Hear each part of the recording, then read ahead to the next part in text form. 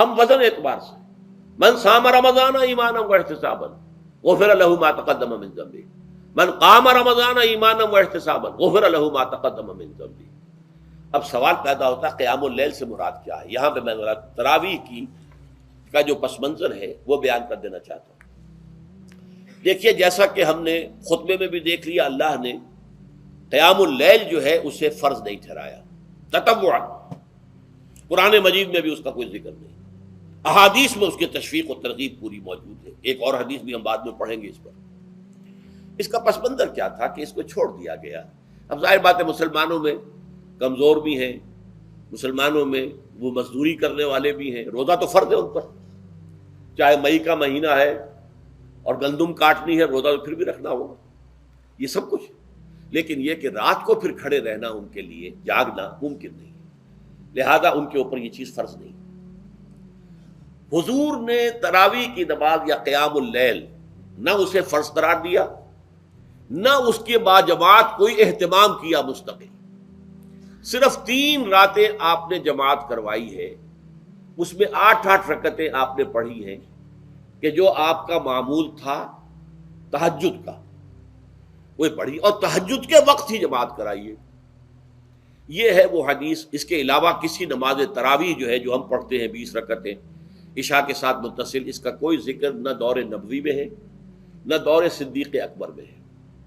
یہ دور حضرت عمر کی خلافت میں ہوا ہے، اور ہم نہیں کہہ سکتے کتنے سال کے بعد ہوا ہے۔ حضرت عمر رضی اللہ تعالیٰ عنہ کی خلافت کا دور جو ہے وہ تو 10 برس ہے، ہو سکتا ہے 5 برس کے بعد ہوا ہو، 6 برس کے بعد ہوا ہو، 12 ہوا ہے ان کے عہد میں۔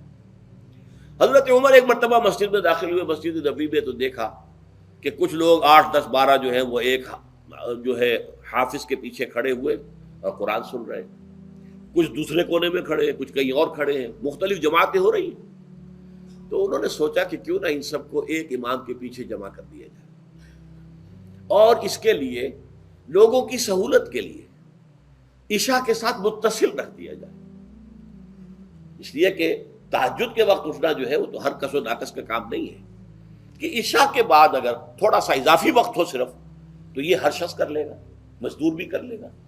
لہذا آپ نے یہ نظام تجویز فرمایا کہ عشاء کے متصلاً بعد 20 رکعت نماز پڑھی جائے اور ایک امام کے پیچھے پڑھی جائے۔ یہ گویا کہ اجتہاد ہے حضرت عمر رضی اللہ تعالی عنہ، اس کو آپ نے خود بدعت بھی قرار دیا ہے، لیکن بدعت حسنہ۔ بدعت کس اعتبار سے؟ لغوی اعتبار سے، نئی بات، اس لیے کہ حضور کے زمانے میں نہیں تھی، تو یہ اس طریقے سے ایک نئی بات ہے، لیکن یہ بات چونکہ بہت اچھی ہے، بہت عمدہ ہے۔ آپ جب یہ نظام چل پڑا تو ایک دن مسجد میں آئے، دیکھا کہ بڑی بھری مسجد ہے، صحابہ کھڑے ہیں اور ایک امام کے پیچھے قرآن سن رہے ہیں۔ آپ نے فرمایا نعم البدعۃ ھذہ، یہ جو ہم نے نئی بات شروع کی ہے یہ بہت اچھی ہے، بہت عمدہ ہے۔ اب یہاں سے فرق واقع ہو گیا ہے۔ ایک تو اہل تشیع جو ہے وہ تو ویسے ہی حضرت عمر سے بہت دشمنی رکھتے ہیں، عناد رکھتے ہیں، تو حضرت عمر کے اجتہادات سے انہیں نفرت ہے، انہیں دوری ہے، چاہے وہ کوئی سا بھی حضرت عمر کا اجتہاد ہو۔ ہمارے ہاں اہل حدیث حضرات بھی در حقیقت حضرت عمر یا کسی اور خلیفہ راشد کے فعل کو وہ سمجھتے ہیں کہ یہ ایگزیکٹو آرڈرز ہیں، یہ ہمیشہ کے لیے نہیں ہے۔ حضرت عمر نے اپنے دور میں ایک نظام قائم کیا، ان کے دور کے لیے ٹھیک تھا، یہ ہمیشہ کے لیے نہیں۔ ہمیشہ کے لیے وہ 8 ہی رکعتوں کے قائل ہیں، وہ تہجد والے، لیکن اس میں بہرحال انہوں نے بھی خود یہ اضافہ کیا ہے کہ وہ 8 رکعتیں وہ عشاء کے ساتھ متصل پڑھتے ہیں، تہجد کے وقت تو نہیں پڑھتے۔ اور حضور نے تو صرف 3 روز جو ہے وہ کرائی تھی جماعت، وہ لوگ 30 دن یا 29 دن پڑھ رہے ہیں، تو اضافہ تو انہوں نے بھی کر دیا، تو نظام میں تبدیلی تو ہو گئی۔ لیکن اہل سنت جو کہلاتے ہیں، ہمارے جو 4 جو ہیں، جو ہمارے مسلک ہیں، حنفی، مالکی، شافعی، حنبلی، ان کا اتفاق ہے اس پر حضرت عمر کا، کیونکہ ان کے سامنے اصول یہ ہے کہ حضور نے فرمایا علیکم بسنتی وسنت الخلفاء الراشدین المہدیین، تم پر لازم ہے کہ میری سنت کو پکڑو مضبوطی کے ساتھ، اور میرے خلفائے راشدین مہدیین جو ہیں ان کی سنت کو پکڑو۔ اس اصول سے یہ چاروں فقہیں جو ہیں حضرت عمر کے اجتہادات جو ہیں ان کو بھی پابندی سمجھتے ہیں کہ تمام عمر کے لیے، قیامت تک کے لیے امت مسلمہ پر ان کی پیروی لازم ہے، لہذا اس میں اجماع ہے۔ اور یہاں تک کہ یہ سب سے آخری جو اس میں مسلک پیدا ہوا ہے زمانی اعتبار سے، سب سے پہلے مسلک جو ہے حنفی پیدا ہوا ہے، پھر مالکی پیدا ہوا ہے، پھر شافعی پیدا ہوا ہے، اور پھر حنبلی آخری ہے۔ اور امام احمد ابن حنبل بہت بڑے محدث بھی ہیں۔ مسند احمد ابن حنبل جو ہے وہ بہت بڑی کتاب ہے، بہت اہم کتاب ہے، جامع کتاب ہے۔ تو ان کے ہاں بھی 20 رکعتیں ہیں۔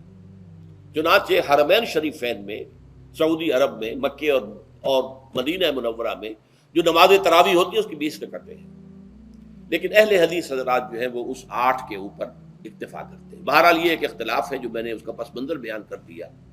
لیکن اس 20 رکعت نماز سے ادا کرنے سے، جو کہ زیادہ سے زیادہ 50 منٹ یا 1 گھنٹہ لگتا ہے، اس سے وہ قیام اللیل کا حق ادا نہیں ہوتا۔ قیام اللیل کا تو کچھ اور ہی تقاضا ہے۔ قیام کسے کہتے ہیں؟ یہ سورہ مزمل سے واضح ہوتا ہے۔ یا ایھا المزمل قم اللیل الا قلیلا نصفہ او انقص منہ قلیلا او زد علیہ ورتل القرآن ترتیلا۔ آدھی رات یا آدھی رات سے کچھ کم، یعنی تہائی رات، یا آدھی رات سے کچھ زائد، 2/3 رات، یہ ہے قیام اللیل۔ چنانچہ سورہ مزمل ہی کی آخری آیت جو دوسرا رکوع مشتمل ہے جس پر، اس میں صاف کہہ دیا گیا ان ربک یعلم انک تقوم ادنی من ثلثی اللیل ونصفہ وثلثہ وطائفۃ من الذین معک۔ اے اللہ کے نبی، اللہ خوب واقف ہے کہ آپ بھی اور آپ کے ساتھ ایک جماعت بھی رات کو کھڑی رہتی ہے، 2/3 رات یا آدھی رات یا 1/3 رات۔ تو یہ سارا معاملہ جو ہے قیام اللیل کا، گویا کہ کم سے کم 1/3 رات پر اس کا اطلاق ہو سکے گا، یہ نہیں کہ 1 گھنٹے۔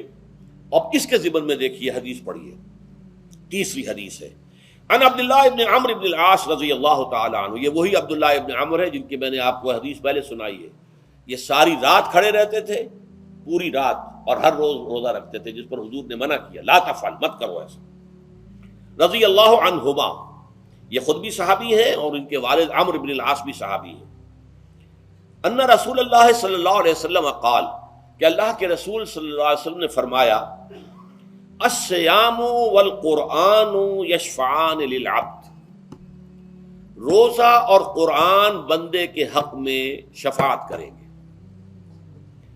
یقول الصیام، روزہ یہ عرض کرے گا اللہ کی جناب میں، اے رب پروردگار، انی منعتہ الطعام والشہوات بالنہار، میں نے تیرے اس بندے کو دن کے دوران کھانے پینے سے اور اپنی شہوت کا تقاضا پورا کرنے سے روکے رکھا، یہ میری وجہ سے روکا رہا، تو میری شفاعت اس کے حق میں قبول فرما، فشفعنی فیہ، میری شفاعت اس کے حق میں قبول فرما۔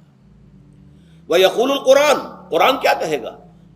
منعتہ النوم باللیل، میں نے اسے رات کے وقت سونے سے، نیند سے روکے رکھا، فشفعنی فیہ، تو اس کے حق میں میری شفاعت قبول فرما۔ حضور فرماتے ہیں فیشفعان، ان دونوں کی شفاعت قبول کی جائے گی۔ یہ ہے قیام اللیل۔ یہ قیام اللیل صرف تراویح کی نماز سے جو پڑھ لی جاتی ہے، اور ہمارے ہاں تو یہ ہے، وہاں کم سے کم یہ تو تھا، صحابہ کرام کھڑے ہوتے تھے تو جو قاری پڑھ رہا ہوتا تھا وہ ان کے دل میں اترتا جاتا تھا، اس کا مضمون اور مفہوم جو ہے ان کو معلوم ہے، لہذا وہ اس کی زبان سے نکلا ہوا ہر لفظ ان کے قلب کی گہرائیوں تک اتر رہا ہے۔ یہاں تو یہ ہے پیرٹ لائک حافظ ہے، اسے خود پتہ نہیں میں کیا پڑھ رہا ہوں۔ اکثر حفاظ جو ہیں وہ عالم تو نہیں ہوتے، اور جو سن رہے ہیں انہیں کچھ پتہ نہیں ہم نے کیا سنا ہے۔ تو ٹھیک ہے، کم سے کم ثواب تو انہیں ملے گا کہ انہوں نے وقت نکالا ہے، 1 گھنٹہ ہی اضافی صحیح، لیکن بہرحال اس کا وقت تو انہوں نے نکالا ہے، محنت کی ہے، کھڑے رہے ہیں، ثواب ملے گا۔ لیکن جو مقصد ہے وہ حاصل نہیں ہوتا۔ اس مقصد کے حصول کے لیے اول تو قیام اللیل کی کم سے کم مدت 1/3۔ اگر کوئی شخص فرض کیجئے کہ اس کے ہاں کوئی اور انتظام نہیں ہے، جیسا کہ ہمارے ہاں ہم نے انتظام کیا ہے، بڑے بڑے شہروں میں دورہ ترجمہ قرآن، اس میں ہمیں 5 گھنٹے لگ جاتے ہیں، نصف شب کے قریب تری جو ہے معاملہ ہو جاتا ہے۔ اس میں کیا ہوتا ہے کہ ہر 4 رکعت سے پہلے جو اس کے اندر پڑھا جانا ہے حصہ قرآن کا، اس کا پہلے ہم مطالعہ کرتے ہیں بیٹھ کر، ترجمہ اور کچھ موٹے موٹے نکات کی جو ہے وضاحت، پھر کھڑے ہو گئے اور قاری صاحب کے پیچھے 4 رکعتوں کے اندر وہ 4 رکوع یا جتنے بھی ہیں پڑھ لی، سن لیے، پھر بیٹھ گئے 4 کے بعد پھر اگلی 4 رکعتوں کے اندر جو کچھ پڑھا جانے والا ہے اس کا ترجمہ، اس کی تفہیم ہو گئی، پھر کھڑے ہو گئے، پھر سن لیا۔ اس طریقے سے 5-6 گھنٹے میں تراویح ختم ہوئی، تو تراویح بھی ہو گئی، حضرت عمر کے اجتہاد پر عمل بھی ہو گیا، 20 تراویح ہو گئی، لیکن یہ ہے کہ اس کے ساتھ جو اصل غرض و غایت ہے قیام اللیل کی وہ بھی حاصل ہو گئی۔ یہ ہم نے 17 سال پہلے شروع کیا تھا یا 18 سال پہلے، اور وہ انشاءاللہ اللہ کے فضل و کرم سے اب چل رہا ہے، بڑے بڑے شہروں میں ہو رہا ہے۔ لاہور میں جن مقامات پر ہو رہا ہے وہ تازہ جو ندائے خلافت ہے اس کے اندر آپ اس کی فہرست دیکھ لیں۔ کراچی میں تو اس سے غالباً 3 گنا مقامات کے اوپر وہ کام ہو رہا ہے، اور دوسرے شہروں میں بھی ہو رہا ہے۔ تو اس سے در حقیقت وہ غرض و غایت، وہ حکمت جو ہے پوری ہوتی ہے کہ یہ دونوں چیزیں پیرلل ہیں۔ من صام رمضان ایمانا واحتسابا غفر له ما تقدم من ذنبه ومن قام رمضان ایمانا واحتسابا غفر له ما تقدم من ذنبه۔